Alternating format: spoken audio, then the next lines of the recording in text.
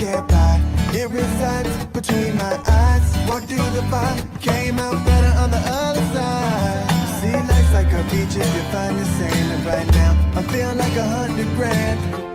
You are listening to Inspired Insider with your host, Dr. Jeremy Wise. Dr. Jeremy Wise here, founder of InspiredInsider.com, where I talk with inspirational entrepreneurs and leaders. Today is no different. I have Brett Allen of Marketing 32. You can check him out at marketing32.com. And Brett, before I formally introduce you, I always like to point out other episodes of the podcast people should check out. So this is part of the Top Agency series. Some fan favorite episodes. Jason Swank, I think I had him on twice. Brett, and he had the first one, he talked about how he built up his agency to 8 figures and sold it. And then we had another one that he had been buying up agencies. And we talked about the valuation space, the agency space. And obviously he talked about how he created the group that he wished he had when he had an agency. That's how Brett and I met through Jason's group. Another interesting one was Kevin Hurrigan of Spinutech.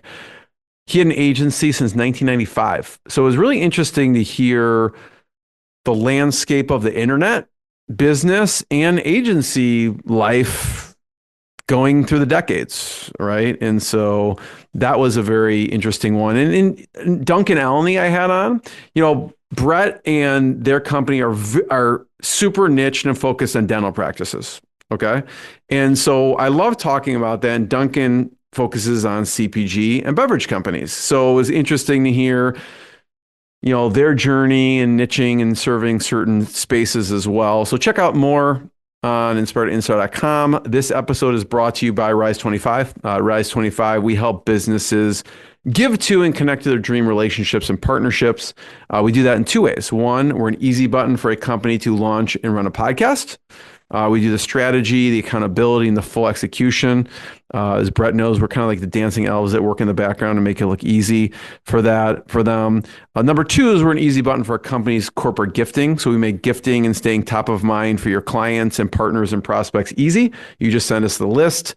We do everything else. So we do gift selection, the card, your branding, and everything. So for me, the number one thing, Brett, for me is relationships. I'm always looking at ways on how I can give to my best relationships.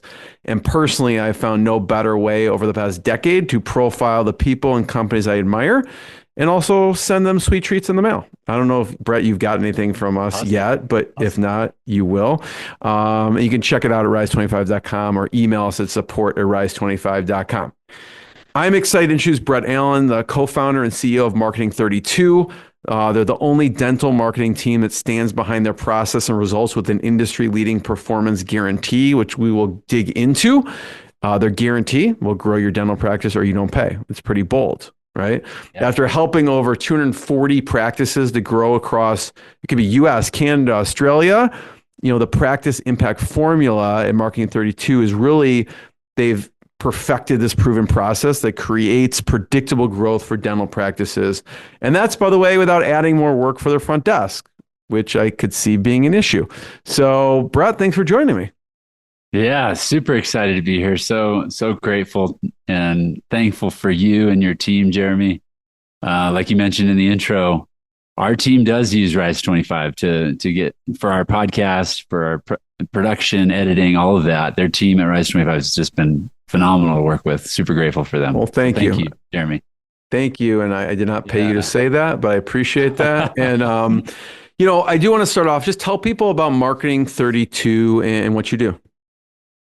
Yeah. So I started the company really 11 years ago. At the time, it wasn't dental marketing related. It was just purely Google marketing. It was my attempt at entrepreneurship and to do my own thing. And so jumped into that and quickly grew that business, but realized the headache of not specializing. And every new client that came in, we had to develop strategy around, investigate competition, and really create a custom approach. And so really in 2018, I approached my business partner and I said, look, if we're really wanting to scale something and make an impact, those were our kind of driving motivators.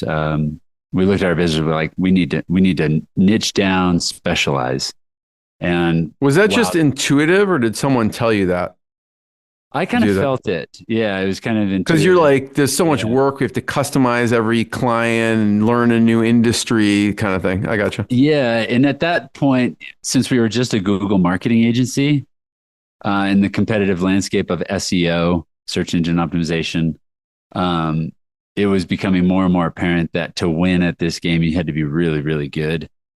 And yeah, so it just what I didn't anticipate was the effect of how much easier it would be from our marketing standpoint to get clients.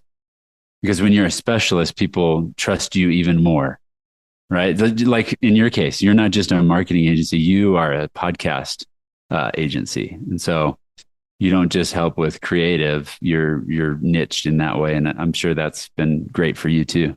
I want to find out how you decide to niche into dentistry. Yeah, great question.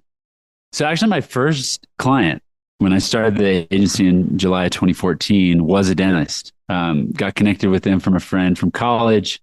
Revive, still a client. Yeah, Dr. Kent Howell and Nate Farley. Love those guys. What were you saying when they were coming to you? Were they saying, we just want new patients, or what were they asking you at the time?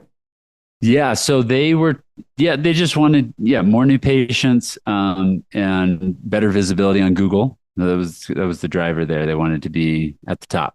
So that was, we had a number of discussions, signed them as a client, super excited to be working with them. But to answer your question, actually related to the same client, by 2018, we had 3 dental clients across our companies that we were working with. And I was trying to figure out, okay, where do we want to niche down? What do we want to do? And Dr. Kent Howell's picture from a patient, a case that he had,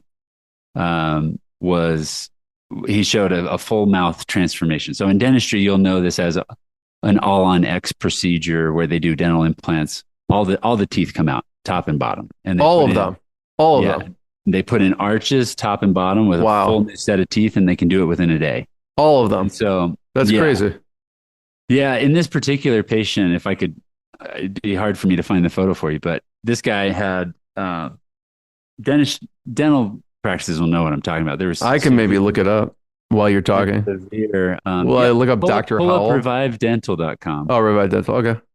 And I don't know if his picture will be on there, but they have a lot of cases. I'll poke around. I'll see if it's there. Is it, where are they located? In Phoenix, Arizona. Oh, Phoenix. Yeah. Okay. And the transformation, the before and after, like, it really impressed me. I had no clue that this was the kind of impact they were having on their patients' lives, that they could in a day restore dental health, hygiene, and what is a huge thing for patients that need this type of procedure. Is this it right here? Is this? Yes, this is them. I mean, I don't know if this is the person, but you can see, I mean, the before and after here. There's a lot more, cases on there, but there's these people don't have the ability to eat like the rest of us. They don't have the confidence. As a functional and psychological. Right. Yes. Their confidence, they don't smile when they talk. And can you imagine not smiling all day because you're worried about what people are going to think about your teeth, right? Yeah. So it blew me away. So I called Dr. Howell and I was like, it is pretty crazy. Yeah. Yeah. So this type of dentistry, definitely specialists do this, prosthodontists, periodontists. And there's some pretty amazing tools out there and robots that facilitate this now. Yomi, shout out to Yomi Robot. They're a good partner of ours, and we're doing some marketing with them. Do they do robot? Like, what do they do? Yeah, robots that guide the doctor through the procedure, so you get real accurate precision. That's cool. On implant placement and wow. Yeah, I had implants. You did? Oh yeah. Yeah. It's my daughter needs one. I knocked out my front teeth rollerblading when I was 18, and I was at a conference, and I had a permanent bridge in, and I Okay. bit into granola at a conference like the first day, and my permanent bridge came out. And Oh, so, and I was in Connecticut. Obviously, I'm from Chicago, and I yeah. called my dad is actually a dentist, by the way.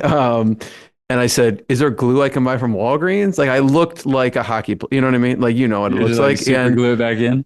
no, I couldn't. It wasn't. Yeah. So I had to go through the whole conference and just tell everyone when they're talking to me, just so you know, I have no front teeth. Don't be alarmed. And it's Wow. painful. Yeah. You know what I mean? So I get Yeah. it. I've been there. You So can relate. totally. Yeah, but so that was, as we are kind of evaluating different industries, that was further signal to me as like this dentistry beyond just hygiene and taking care of your teeth. They really do have some transformation that they provide for their patients. And Huge transformation. yeah, yeah. So I was like, let's do this. And so yeah, 2018, that compounded by at the time I was in Russell Brunson, founder of ClickFunnels, his inner circle mastermind. That Yeah. a lot of big names in that group that I felt like totally like I didn't belong there. Alex Hermosi being one of them, if you recognize that name, got to know him real well, and a lot of others. But yeah, in that group there were Dr. Anissa Broussard and Jamie Amos, both big people in the dental industry. And so I was like, this is yet another sign that we should focus into dentistry. So that's kind of how we launched into it. And yeah, I would like to hear last the 7 years. evolution of the services a little bit because I'm sure you start. I know. I mean, for your journey, from what I understand, from what I researched, you didn't even start off offering services. You really. So if anyone's, when I hear of anyone making excuses, like I don't know how to do this or that, like you actually just got clients and Yeah. then found people to fulfill on that stuff. And that's kind of how you met Jeff, I think. But talk Yeah. about the evolution of the services. And we could start with you basically selling, Yeah. getting clients and going from there. Yeah. There's a part of me that, in fact, I bought a domain called startandtell.com way long time ago because I love motivating. I love entrepreneurship. I love this game that we're all playing. I think it's the greatest personal development game that you can play to better yourself. And I always encourage people who are thinking about jumping in to go for it. And so maybe someday I'll start a podcast called Start and Tell or something, but You'll just do interview a start and tell series on this podcast, maybe. yeah. So, Oh, cool. But yeah, to get into my story, like I had this drive to do my own thing. I was working at my dad's company out of college. I graduated 2008. I was the marketing director there. And yeah, always wanted to do my own thing. I just didn't know what that was. was your And dad so- an entrepreneur then? Yeah. He Yeah. did. So yeah. And that helps for sure. Growing up in a home where you see that it's possible, and you see the life that it can bring. And so, Do you remember any lessons from your dad sitting around the table? I mean, maybe you didn't realize at the time yeah. because you were younger, but what was he talking about or saying at the dinner table that you remember? Just the aware, like my dad he's the man. He's awesome. I love my dad. So if he ever listens to this, I'll send him a copy, but he poured into me growing up, and now as a father myself, I can see all that he did for me. So I was in Boy Scouts. He was a leader in that program. Taught me so much about life, so much about leadership, so much about good values, right? What do you And my remember mom, from a too. leadership perspective? Oh, Do you remember man, something that so he much. did specifically? I mean, maybe it's more observing than even saying sometimes. Yeah, modeling. I Yeah. definitely saw my dad step into the role of leader. He was our scout leader. He was the leader in his business. He was leader at church, very involved with church. Yeah, it's How does he modeling. lead when you see him? Like, how would you describe his leadership? That's a great question. I think He's a little bit more reserved and just leads by example. Yeah. More of like I consider you kind of like that, don't you? Or no? I'm not very loud and boisterous or type A domineering. No, he's definitely one to understand where people are at and collaborate and team build and leverage skill set that the team has. Did you ever see from like a stress perspective? Because entrepreneurship is no joke, right? I mean, there's a lot of stressors. Like I remember with my family, like it could be positive, but there's also challenges. And I remember around the dinner table, I had talking about staff challenges, and I didn't know what that meant. And later on, I'm like, oh, I totally get what you're saying. So was there anything from that end that you were, maybe sometimes this is a deterrent for people even? Yeah, I remember him coming home from work and feeling the stress of work and some of the his business partner navigating that relationship, and some of the challenges that different personality types bring, and some of the conflict. It's a marriage, you know what I mean? Yeah, it's totally a marriage for sure. And not only that, but kind of the journey that he was on. It was interesting as I was in high school to see him navigate the sale of his business. So he exited his business that he started when I was younger. And due to the agreements that he had with that exit, he had a non-compete in place. He waited his time for the non-compete, everything by the book, but they still came after him after that because he entered back into the same industry, started a whole nother company in a similar space, did not violate that non-compete. I'll be clear. He's an ethical, he's a trustworthy dude. But that was neat. That was interesting to see him navigate a lawsuit and at times to go to court with him. And yeah, there was a big private equity company that I won't name names, but they were big, and so they had a lot of resources. They were coming after him, and so yeah, that was cool. He won that, but it took a while. Stressful. And it was stressful. Yeah.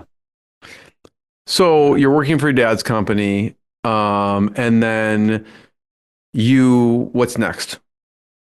Yeah. So I was like, I'm listening to podcasts on my drive home from work. I had a long commute every day. So this was when I was in Houston. We lived in Katy, the west side suburbs of Houston, driving all the way up to the northwest side of Houston. So I have a 45-minute commute. I'm listening to podcasts every day. I listen to Smart Passive Income. Pat Flynn, yeah. Yeah, Pat Flynn. This was in the early days, 2012, early days of Entrepreneur on Fire. So, just going back to, listening to the guys, and it just more and more, it was like, I can do this. It gave me the confidence to figure it out and just jump in. Were there any other podcasts you were listening to at the time that you remember? Or audiobooks that have been influential? Those two stick out because I listen to those guys all the time. Got it. Every day. No, it's kind of drawing a blank. Yeah. I know we're going back a ways. So yeah. So you're like, okay, I could do this. I can do it. Yeah. And so before I graduated, I was in my first real job. I was a software sales guy for a company called AtTask out of Utah. Well, I was at BYU. Coolest boss ever, Abe Nell. Shout out to him if he ever listens to this. He came to present at one of our business classes on sales. It was a sales class in the entrepreneurship program. And he told us that, they were growing fast, and they were, and he was looking for new sales guys. So I talked to him afterwards, met up for an interview. I got hired on. I think I was employee number like 55 or something like that in the early days. And that was such a cool company. And he was such a good boss. But so I had that skill set of sales and talking with people on the phone, and communicating people, networking, things like that. So what I found was, as I was looking into jumping into starting my own business, I I knew I could leverage that skill set, and I knew I could always fall back on my ability to sell. And so what I did was as a marketing director at my dad's company, I was managing the relationship between a number of different creatives and SEO agencies to build our website, develop the content, get it ranking, drive traffic to it. We grew that website to generate about $1 million a year for that business, when prior to that they had really no online presence. And so I was like, I can do this. I could totally leverage these relationships. They can do all the work. I can go sell it because I kind of have a knack for it, an awareness around what to talk about, how to answer people's questions around SEO and Google marketing. That's primarily what we did. In fact, first of my few customers were vendors from my dad's company. And so, yeah, that was the beginning. I leveraged those relationships, some companies out of Utah, Big Leap. If you want to check those guys out, awesome company. Yeah, I'd go network, find the business, close it, and those guys would fulfill on it. And so that was the beginning of the business. So if you can, my advice to anyone listening, if you're thinking about jumping into something, you can do the steady approach where it's like you do it on the side until it's big enough, and then you make the jump. You can jump all in, but definitely do it in a way that minimizes risk. Because there's ways you can do that. You don't have to. Yeah, you didn't go out, hire a whole staff and go in debt. You got clients and you figured out a way to get it fulfilled. And then over time, then built a team around it. Yeah. And that's how you met Jeff, actually. Yep, that's how I met Jeff. Yeah. So fast forward a number of years, 2015, we decided to move to Austin. Coolest city in Texas, in my opinion, if you're going to live in Texas. I was born in Dallas, lived in Houston, grew up there. But Austin has such a cool vibe. We moved out there to be closer to my folks. And I was looking for guys on LinkedIn to help run ads. I had closed a big relationship with an agency there in Austin to manage all of this was a larger agency, Sherry Matthews advocacy group. They do advocacy campaigns for government. And so we were doing all kinds of ads for the state of Texas. And they needed help running their Google ads. And so that was a good amount of work. And so I was like, I need somebody here local. And just looked on LinkedIn, found Jeff. And we met up for lunch, went out to get some good Tex-Mex. We hit it off. I was like, hey, you want to try a campaign? I'll let you run one. We'll see how it goes. He was at the time SEO director for a big software company, Corel. If you've heard of them, Corel Draw. They, I think they own WordPerfect. They're big, yeah. Yeah. So he's doing all the SEO for them. Phenomenal guy, and knows SEO well, but was also able to help me with Google Ads. And so he started running those campaigns, and it was awesome. I want to talk about, one big thing. So I could see the evolution of the services, a bit how you got into the business. One thing that sticks out, obviously, from a sales perspective, I've always seen, obviously there's a very compelling guarantee here. And then obviously you have to back it up. Yeah. At what point do you decide, okay, we're going to make this really compelling guarantee, which puts it on the line for you, right? Because you grow the dental practice or you don't pay. I think even on your website, it says grow in 30 days or you don't pay. What was the kind of the beginning of thinking of, okay, we're going to offer this guarantee? So as we got into the dental space, we started to realize that like a lot of marketing agencies, you're one Facebook course away from learning how to be a digital marketer, right? And so there's so many courses out there that teach you how to run ads, or, this can be your $1 million business, work from home, laptop lifestyle, right? And so you have all of these people coming into the space, starting to run ads to get customers, promising the moon, And then, these people don't really have a ton of experience. And so what ends up happening is you get a lot of dentists that are getting played or having not a great experience. And so, they're jaded towards marketers in a lot of ways. Give me an example. Like, I'm sure you get people coming to you and go, we got, or they may not even say it, we got totally screwed on this, or like we had a bad experience, and they're 100%. Taking that baggage to you. What would be an example of a bad experience, I guess? I've talked to hundreds of dentists over the years, those that are looking to work with us and those that are asking questions. I've heard a lot of different stories. So the marketers who lock you into a contract forever, the $200 a month SEO package. Yeah. By the way, I'm just going to, as you talk about this, share it, because obviously what's interesting is this is all the stuff that's on your website, except for the opposite, right? So if we look at no long-term contracts, so I'm sure all this translated into, I just felt the pain. Yeah, I heard the pain. So, yeah, I heard the pains of dentists saying this sucked. It was they locked me into a contract. I didn't know what they were actually doing. There was no way for me to verify the results, and I spent all this money. And so I was like, well, we're going to be the opposite. You're right. We're gonna not lock you into a contract. I'm a firm believer that if you're doing a great job, people won't leave you. In fact, they'll tell their friends about you.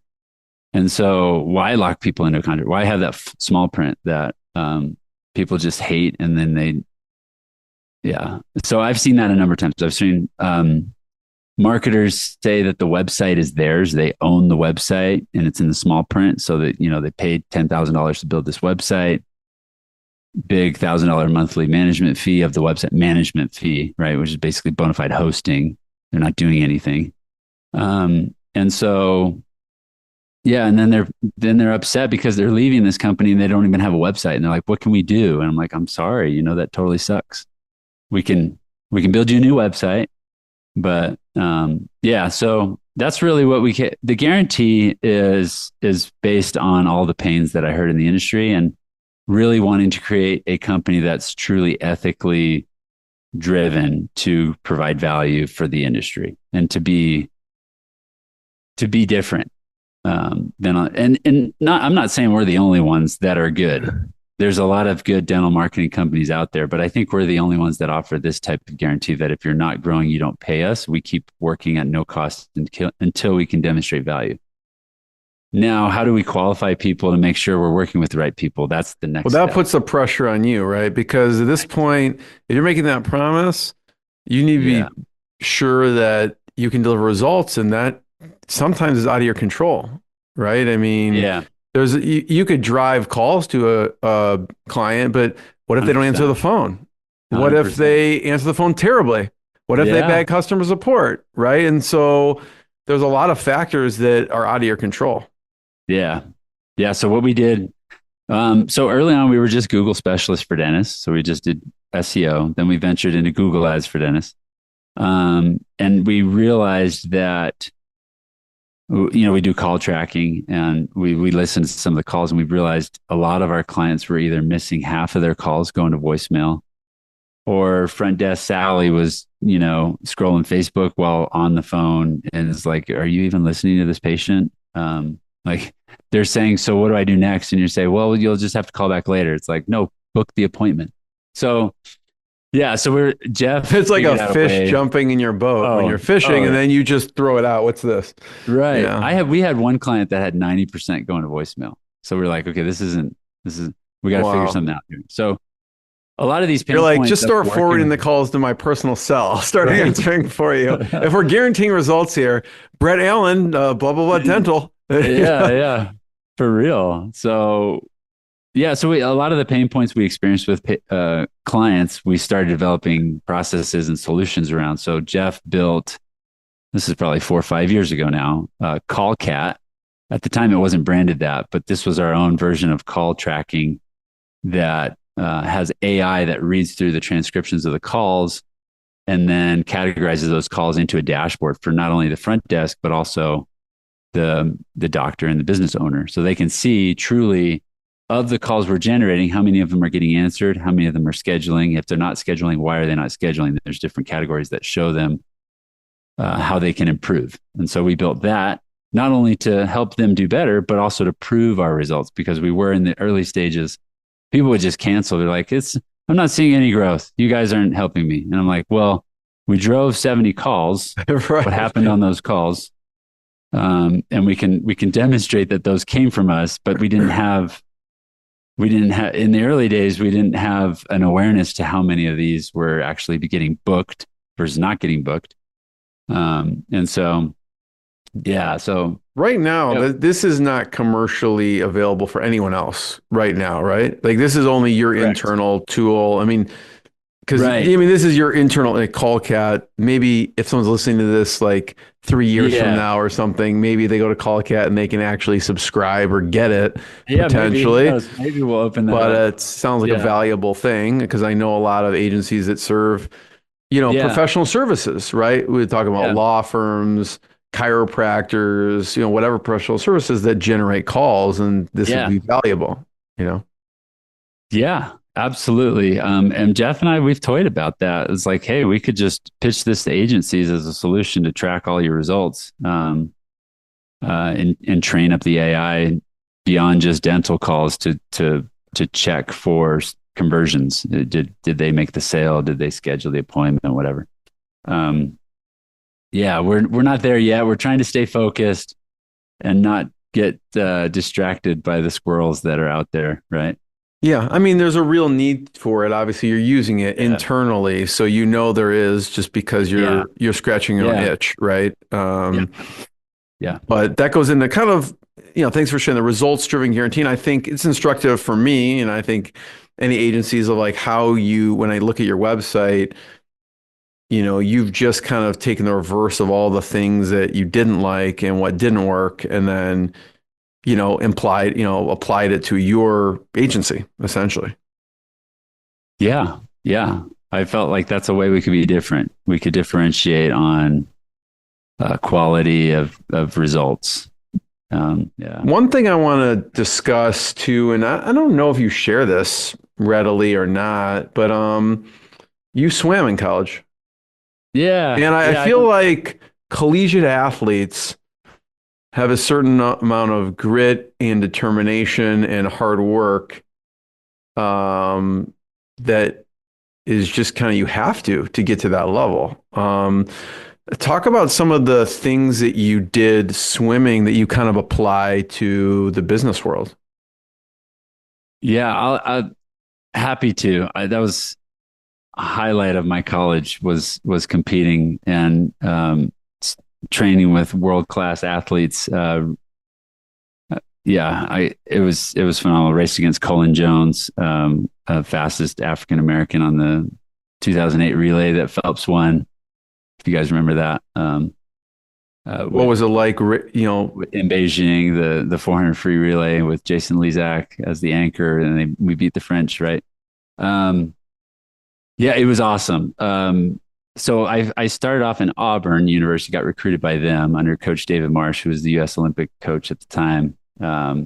Awesome program there, but hardcore, intense. Coming from high school swimming, that was next level. And so, getting used to, there he is. I raced against him in Atlanta at Georgia Tech. This was nationals in 2006. In the 50 free. He's 6'5"? Holy cow. Yeah. Most good swimmers they're 6+, right? So, but it was phenomenal. So to your original question, you definitely when you're swimming at that level and, training with world champions and professionals in the sport, you really get focused on perfection. You really get focused on what's going to take me to the next level, what's going to add that little bit of marginal gain to help me win. And you train hardcore. I mean, the amount of training we did and the pain that we would go through, really, it comes to a point where it's like we're all going to be feeling this pain, and so who in the middle of the race, who's going to push through that the best and maintain form and strength? And so you really do push yourself. And so I think that's definitely applied in business where, the entrepreneurial roller coaster of things are great, things aren't great, things are great, things aren't great. And you're just hoping that trend line's continually up. You learn to just push through and realize, hey, at the end of this, there's going to be another mountaintop. What were some things you did to get the edge in swimming? I remember I interviewed one of the female Olympic swimmers who won the gold medal, and BJ Bedford Miller. Okay. And I think she was saying like they made her swim in her clothes just for like drag. I mean, like just crazy things Yeah. from a training perspective. Did you do anything like that? Oh man. Like anything crazy to train? So Auburn, BYU, we did all kinds of fun stuff. This is not necessarily crazy, but it probably sounds interesting to those listening. Weight racks. You can sprint and train with a belt around your waist that is tied to a cable that's connected to a rack on the pool deck that lifts weights up. As you're swimming out, you're lifting the weights up, and so Oh wow. it's resistance. So you're training. swimming with that around it's like around your waist. Yeah, and you're lifting the weights up as you're swimming away from the wall, and so that was kind of cool. And definitely had that was probably, I think that was that. And another thing I'll tell you about were really interesting that create resistance and really develop power in your stroke because you're fighting against these weights.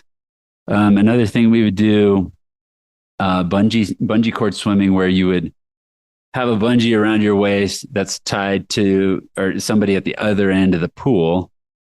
And you push off the wall, and that bungee cord pulls you through the water really fast. And so it simulates, in a way, what you start to experience when you're going race speed in a competition, because your body, the adrenaline, you're going faster than you normally could ever get to just in training.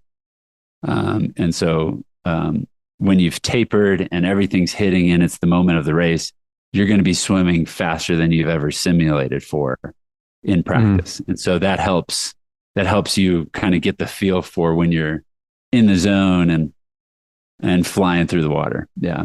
I visualize that maybe in the business world.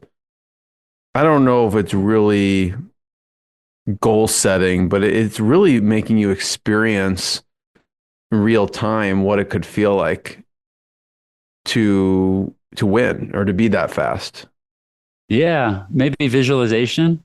We did that a lot in swimming too. We would visualize races and just like sit in the moment and just go from I'm climbing up on the blocks, the buzzer's going, I'm diving in, stroke count, flipping at the wall, all of that. You do these visualization exercises. You could do that too in business. Is like, where do I want to be at the end of 2025? What does that feel like? What does that look like? What's our team like? What have we accomplished? Sit in the success of that and really bring it to the present, right? Well, I want to talk about, I know you do quarterly meetings to talk about these things as a business, but I want to geek out on the swimming just for a second about coaches. Like, I mean, the coaches are influential for you in college. Does anything stick out from, I don't know, their mantras or things that they would say over and over? Oh man. Or maybe it's PTSD and you don't think about it anymore. No, there's a lot. I can't remember any specifics. My memory's failing on me. That was 17 years ago now, which is hard to hear me say that. Was there a highlight race that you remember in your career that you still think about? I still think about what coaches told me and certain advice that they gave me to help my stroke. And Certainly just the culture that they developed on the teams, both at Auburn and BYU. And, the principals there. So those guys, Dave Marsh and Tim Powers, my coach at BYU, Dave Marsh at Auburn, truly influential in my life for sure. Easily top 5 guys. What was your event? Like, what was your thing? I was sprint freestyle. So I did 50, 100 in season. And then at the conference and championship meets, you need a third event. And so I would do the 200 free. So that's the sexy event, right? What was your record time? 50 freestyle, my fastest ever was a 19.58 in the 50. Wow. That's crazy. 50 yards, not meters. 50 yards, yeah. Yeah. What about the 100? 43.38. Holy cow. That's crazy. Yeah. I was All-American at BYU. I finished 12th. That year I raced Colin Jones. 12th in the 50. And then my senior year, we got a relay there. Raced in Minnesota. So I was the 200 free and the 400 free relay qualified for All-American. So I got 4 times. I mean, sometimes what separates 1 from 2 or 2 from 3, we're talking like tenths of a second sometimes, right? Yeah. I mean, that's why the edge is so critical. Yeah. So when I was racing, I can give you some examples. First off, so I was state champion in Texas my senior year in high school, at the UT pool there, and I won by 100th of a second. So that's wow. Holy cow. In the 50, you see that a lot more common than the longer races because you have that time of the event to get an edge. But that happens a lot where the margin of difference between first and last. Did they even have cameras? Like, how do they even judge that? Like, is there like a sensor?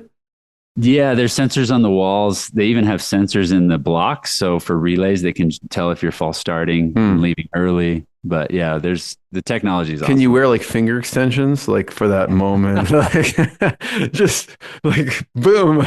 I don't know if you would like the feel of that. No, yeah. That's crazy. Yeah. Another one that this is the coolest one. Senior year, we're going up against UNLV at the conference championship, Mountain West Conference in Oklahoma.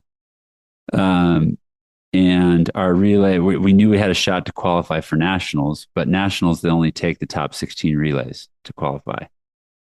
They take alternates, but nobody's going to miss out on swimming their relay. So if you're an alternate, you're not going to make it.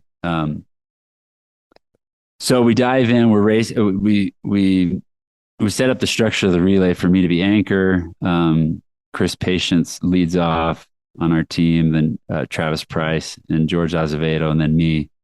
But on paper, similar to 2008, the greatest relay of all time, UNLV had us beat. They had 4 faster sprinters, and so it was gonna take a lot. It was gonna take our best to even get us in the position to win. And so, Chris led off with exactly the time he needed to. We were hoping for under 20.6, and he did that. All season, he had not done anything close to that. So he set us up straight for, okay. And everybody, Travis, George, we all hit what we were supposed to hit. I dove in a body length behind, and I used the same strategy that Jason Lezak did in 2008, where you draft the lane line and just out-touched the guy by 100th of a second. Wow. So our relay qualified for nationals, and they didn't make it. So that was the difference. So, it was thanks for sharing that, because I think this applies to everything, whether it's sports or business, and what's going to give the edge, right? Maybe it's listening to the extra podcast episode, the extra audio book, that extra conversation with the colleague, that whatever it is, you know what I mean? Is that extra edge. Yeah. Yeah. There's, we really are, business is a longer term play. It's the infinite game, right? It doesn't end unless you quit. But I mean, if you can make those marginal gains and those little improvements everywhere, it really starts to add up for sure. How do you structure the quarterly meetings then? Because I know you're looking back and you're assessing, and then how do you improve? Yeah, so a big core value of ours is to enjoy the journey. So we realize that success is a continual pursuit of a worthy goal. You never truly arrive. So we celebrate our wins in the moment. We have fun. So every day on our daily huddle, we celebrate from the day before what was something cool that happened, what was a win. So quarterly planning is no different. We'll kick the meeting off celebrating the wins from the quarter prior, and we'll get excited about what's to come. And we really look at things that we've worked on in the past, things that need improvement. We look at different metrics in the business, different things that are happening in the team, and we just kind of put it all up there on the whiteboard and say, okay, what is it that will really drive the company forward this next quarter? What is that 80-20 effect? What is it that we can leverage, right, to get that? So that's kind of the structure of the meeting: is celebrate the wins and then focus on what we're gonna do next. Yeah. Sometimes enjoying the journey, Brett, for me is tough because I'm looking at the end result. But I mean, I hear this over and over again. Yeah.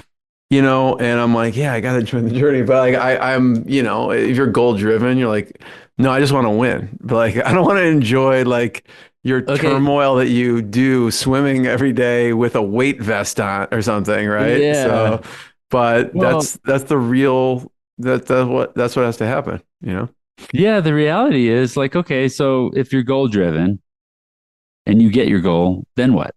There's always that next thing. Totally.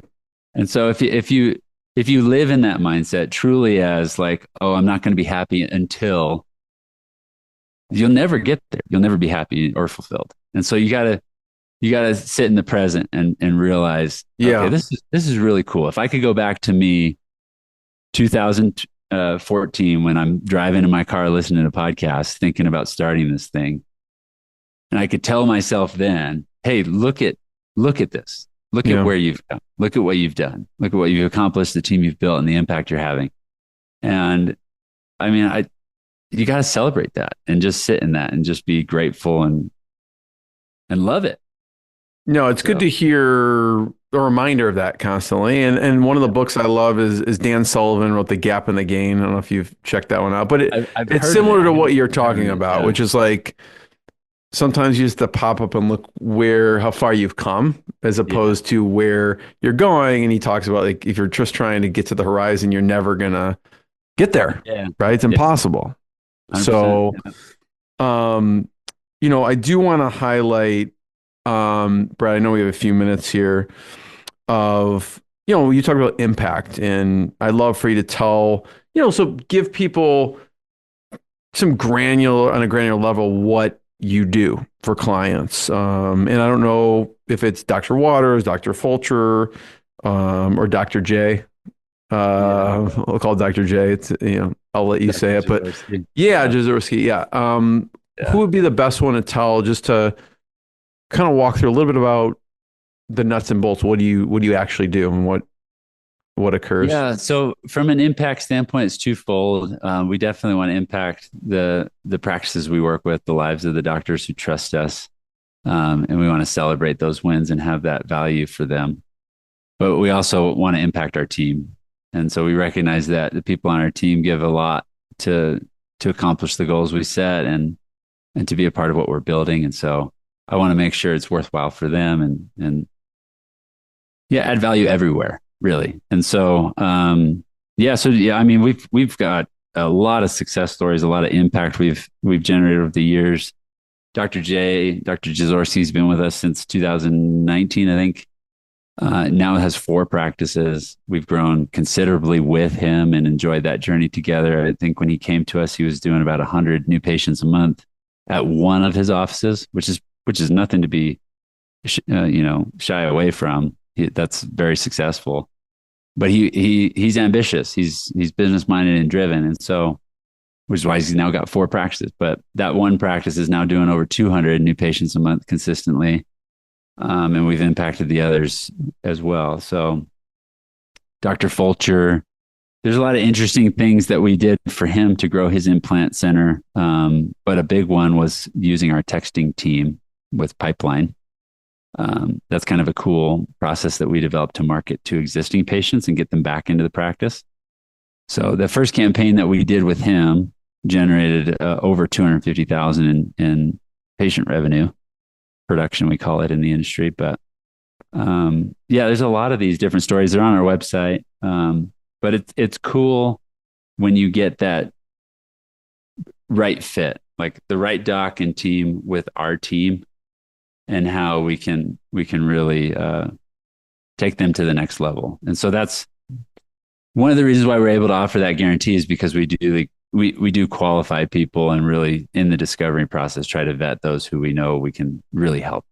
Yeah. Versus a lot of other people who just work with anybody and everybody who will give them a credit card, right? So I don't know, Brett, if you have to go. I had a question about multi-location. Do you have to run or? No, we can keep going. Okay. Yeah. Because I was wondering how it differs. Like, I know, probably in the beginning, maybe you had like practices that are one or two offices, and now you serve a lot of multi-location. They could have 10 or more offices. How does that differ?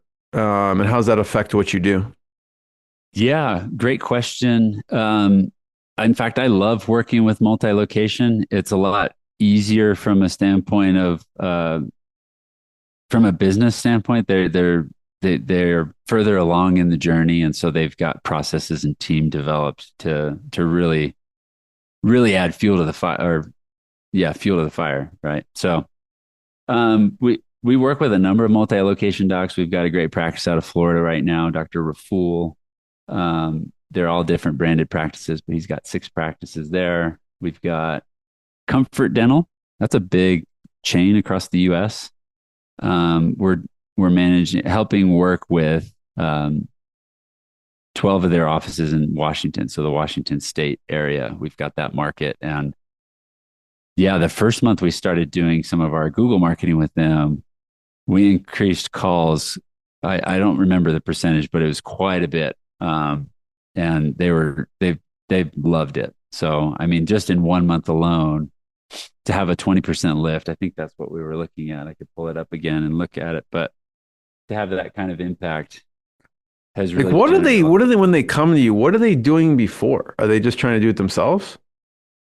A lot of times they're working with marketing companies that either are just not doing enough to move the needle, or they don't have the right process. Maybe they're not specialized.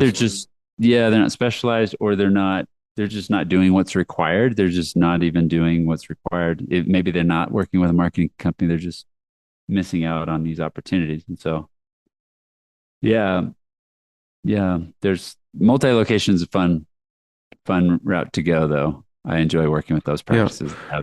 We've got one more I'll tell you about. Nuva Smile out of New Jersey. They have 26 offices. We're doing a pilot program with them right now, and generated a good amount. And we're excited about that relationship. What do you find is the lowest hanging fruit for people? It sounds like one of the things, at least in the chiropractic world, maybe it's similar to dental, which is, people want the new patients, but like re-engaging with existing patients. And sounds like that campaign is really, beneficial and is big for these offices. And they're not doing anything with it typically. I don't know. Yeah. So, let's see, 4 years ago now, I reached out to Dr. Jaworski. We'll go back to him. He had never done a marketing campaign to his patient list, beyond just the appointment reminders that get out, hey, your appointment's at Friday at 2:00, or the annual reminder, hey, come in for your hygiene. It's time to see the dentist again, right? So a lot of practices don't do anything to their list beyond that. So there's a huge opportunity and so that's how we built Pipeline, which is our texting team and our texting process and everything we do around that. We reached out to Dr. J and we're like, well, would you mind us just running something? We'll do an Invisalign offer. We'll run it to your list. We'll handle all the replies for you, and we'll schedule the appointments for you. And that campaign generated, I think it's on our website, 56,000, something like that. 54. Oh man. Or no, a $54,000 smile makeover case. It was a smile makeover campaign. Yeah. Yeah. And he was like, whoa, this is awesome. And so we rolled that out. We do it once a quarter. So we're not inundating the list or doing it too frequently. It all feels very personalized. It doesn't feel like those spammy blasts you get from marketing companies. We say the patient by name. There's some kind of value proposition in there. It feels like it's coming from someone from the front desk. So it's like a real person reaching out to them. And of course, there's some scarcity built in. So they take action and yeah. Yeah, it makes me think in general, I mean, any business, right? How often are you engaging with past people that at one point knew you, liked you, trust you, paid you money, right? Yeah. So, no, thanks for sharing that.